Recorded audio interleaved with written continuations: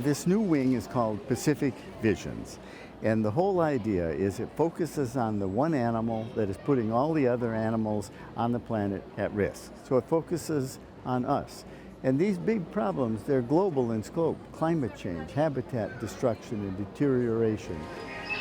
It's done with the use of technology and media to tell these global stories and to get people involved.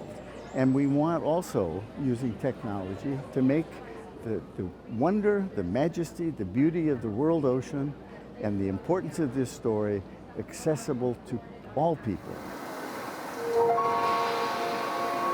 And this is a truly leading edge experience in theatre. There's a bunch of new technology in here, not just the screen itself, which is 180-degree surround screen.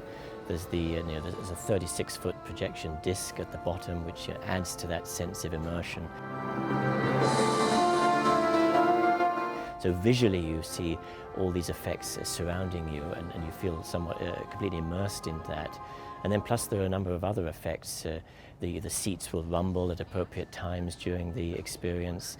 There are strobe light effects, there's wind effects, smoke and fog effects.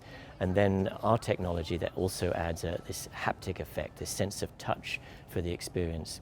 And we're targeting in particular deaf and blind people, so when they come in to experience the film, of course they're going to be missing some parts of the film because they are deaf or blind, and what we're trying to do with the Midair Haptics is to deliver that additional sense of touch to sort of fill in the experience. Ultrahaptics is a technology that enables you to feel things in midair.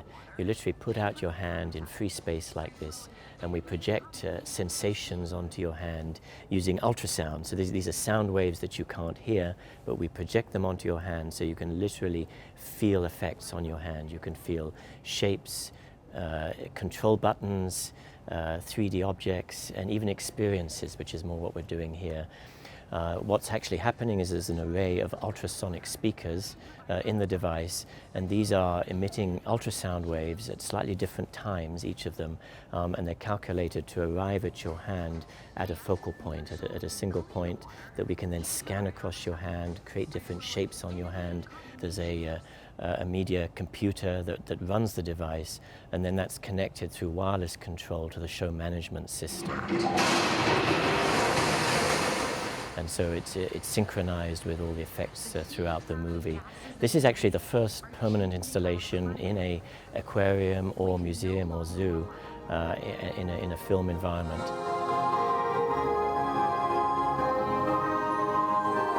In the future, it will become a consumer device as well, as the size of the device scales down and the cost as well.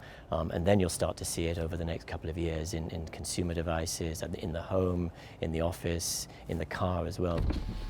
Applications will be around control of various aspects of the car, whether it's the windows or the media player or the navigation systems.